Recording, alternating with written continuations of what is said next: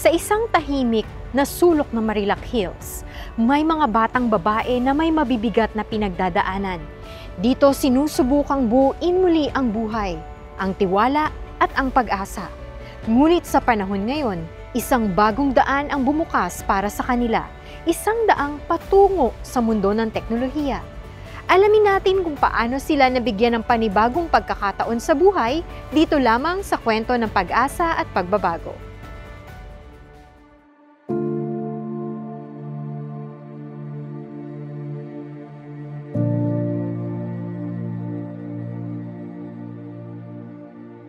Sa bawat pagkakataong nabibigyan ng pag-asa na masilayan ang liwanag matapos ang inakalang walang katapusang dilim, mas lumalakas ang paninindigan natin na lumaban hanggang dulo.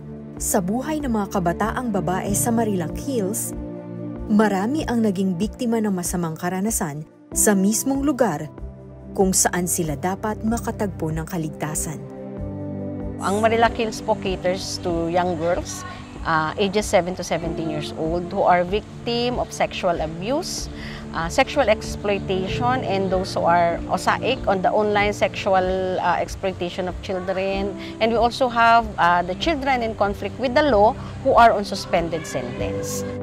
Sa murang edad, humarap sa matinding pagsubok sa loob ng kanilang tahanan sina Ice at JD.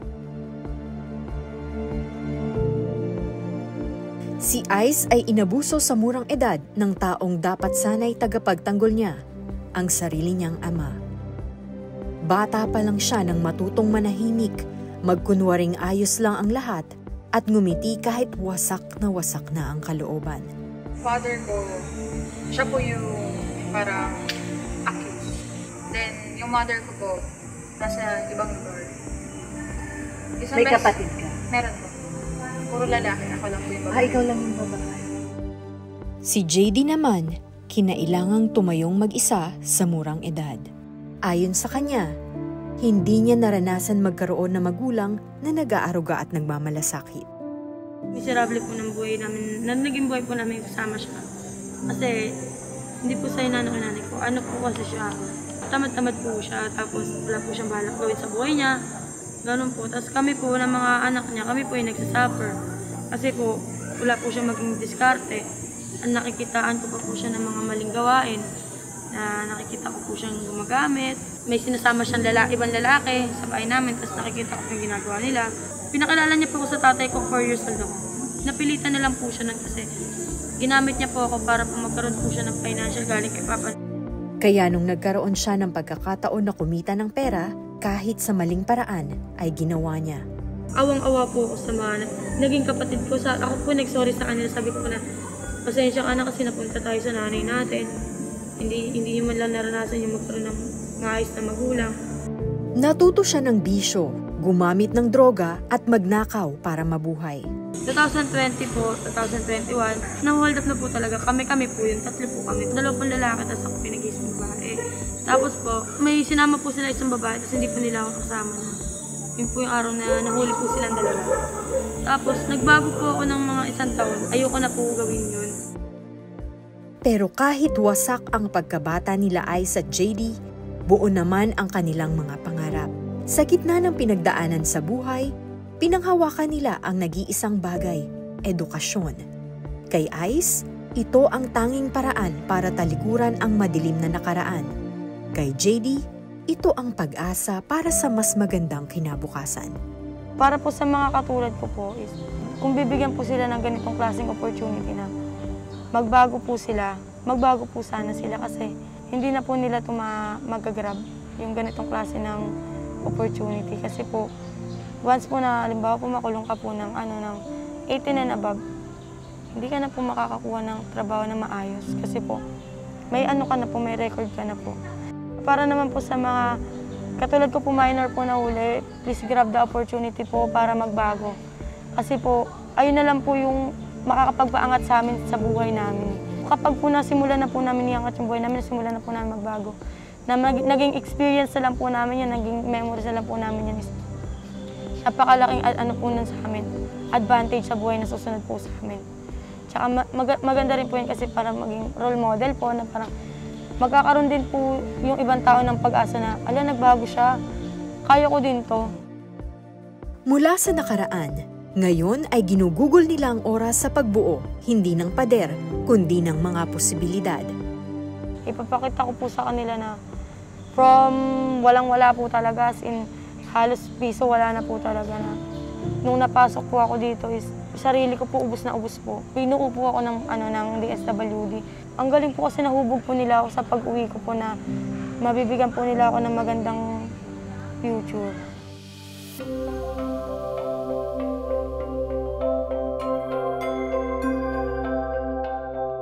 Dumating ang Skills Build program ng Department of Social Welfare and Development at IBM Philippines, isang online learning platform na naglalayong turuan ng mga kabataan ng mga kasanayang teknikal at profesional.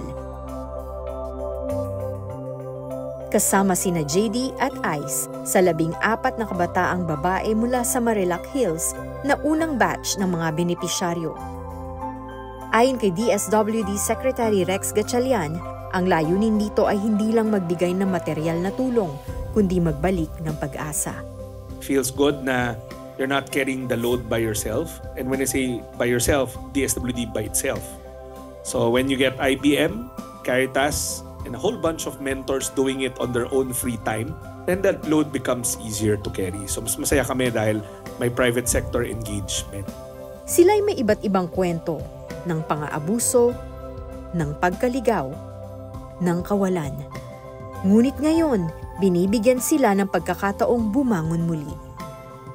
Sa ilalim ng Skills Build, mahigit 1,000 kurso sa artificial intelligence, cybersecurity, data analysis, programming, at marami pang iba.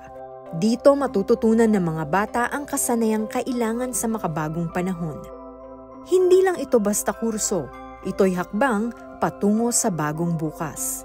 Para doon sa mga bata na hanggang sa ngayon ay hindi pa nila alam kung paano ang gagawin nila sa oras na sila ay nakakaranas ng ganitang pag-abuse. Kung sakasakali, mostly naman ay may lumapit para tulungan sila katulad ng mga barangay, sa mga at dadalhin sila sa ganitong lugar, sana wag nilang isipin na ito ay kulungan.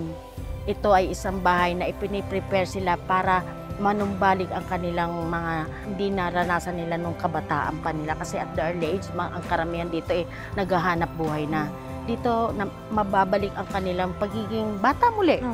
At makapag-aral. Dito sa lahat po makapag-aral. Si Ice ay isang grade 12 student. Nangangarap siyang maging information technology professional balang araw. Parang cloud9 kasi natutuwa ako. Kasi isa nga ako sa mga naging participant or napili nila. Siyempre, sino ba yung mag-e-expect na isang kabataan tapos makakapunta sa ganitong opportunity?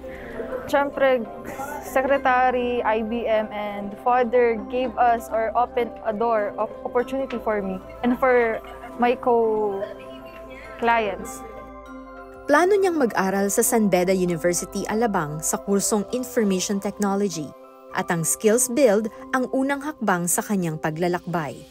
Yung happiness yung nag-overflow kasi it's not just once, but God gave me a chance to choose this opportunity. Kasama rin sa inisyatibang ito ang Caritas Philippines na nagbibigay ng values formation upang palakasin ang moral at emotional foundation ng mga bata. Open po ako sa kahit ano pong maibigay po sa aking opportunities na ma-adapt ko po gamit po IBM. Open po kahit na po ano pong ibigay po nila sa aking responsibilities. Tatanggapin ko po yun. Ito ang diwa ng buong proyekto. Isang komunidad na sama-samang nagbibigay liwanag sa madilim na kahapon. Maraming makakapagpatunay. Marami na kaming bata na nakagraduate as social workers, psychologists, may nagdodoktor na gano'n, may mga pulis. Napakaganda sa pakiramdam na nakatulong ang Marilac. So ang sinasabi namin sa kanila, make use kung anong meron tayo dito na libre lahat. Dito ang eskwelahan namin air-conditioned. From grades 1 to 12, libre ang pag-aaral nila dito. Provided ng DepEd lahat ng mga kailangan nila. Wala silang gastos. Meron kaming ALS for those na hindi napasok sa formal school. So, sinasabi ko sa kanila, yung kasabihan na you cannot give what you do not have. So, kung hindi mo ikaw mismo yung magpakita ng pagpapahalaga sa sarili mo, walang magpapahalaga sa'yo. Kung hindi ka marunong magmahal sa sarili mo, hindi ka rin mamahalin ng iba. Palagi po nire-remind sila ng gano'n. Thankful po ako kasi meron pong mga taong katulad nila na nagbibigay po sila ng opportunities. Open po sila sa mga possible responsibilities po. Kumbaga, nag-ano po sila sa amin, laki po ng tiwalang ibinigay po nila sa amin. Thank you kasi binibigyan nila kami ng libreng chance na mangarap ulit. Mangarap na akala namin noon is para lang kaming ibon na mababa ang lipad. Pero ngayon para na kaming mga eroplanong kayang pumunta sa ibang sulok ng mundo. Maraming salamat po sa kanila kasi hindi po nila kami ginudge na ay, hindi niya kaya itong gawin kasi ganito yung pinanggalingan niya. May bilib po sila sa amin at nun po ako nabibilib po sa kanila. Mula sa pagiging biktima kahapon, ngayon ay tagapagbuo na sila ng kanilang sariling kinabukasan. Siguro noon, sinakop ako ng kadiliman. Pero dumating sila, binigyan nila ako ng liwanag. Totoong binigyan nila kami ng pag-asa. Pag-asa na makapag-aral, magkaroon ng mas maraming kaalaman. At saka syempre, mga pangarap na magbibigay sa amin ng kagandahan sa hinaharap. Kasi hindi naman to talagang kailangan na eto dapat, sila dapat. Parang binibigyan talaga nila ang bawat isa ng opportunity. Hindi lang kami, pero alam kong may mga susunod pa. Once na ma-accomplish namin tong project na to, and I really wish na ma-accomplish namin to para maranasan din to ng ibang tao, ibang kabataan katulad ko.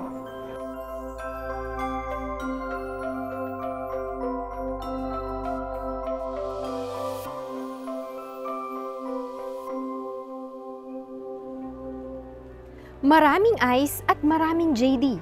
Magkakaiba man ang kwento, pero may iisang pakikibaka.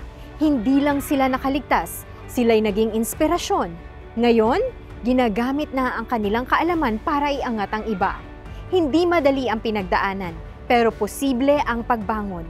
Hindi kailangang maging biktima habang buhay. Sa kabila ng lahat, abuso, kahirapan at pangungutya, may kinabukasan.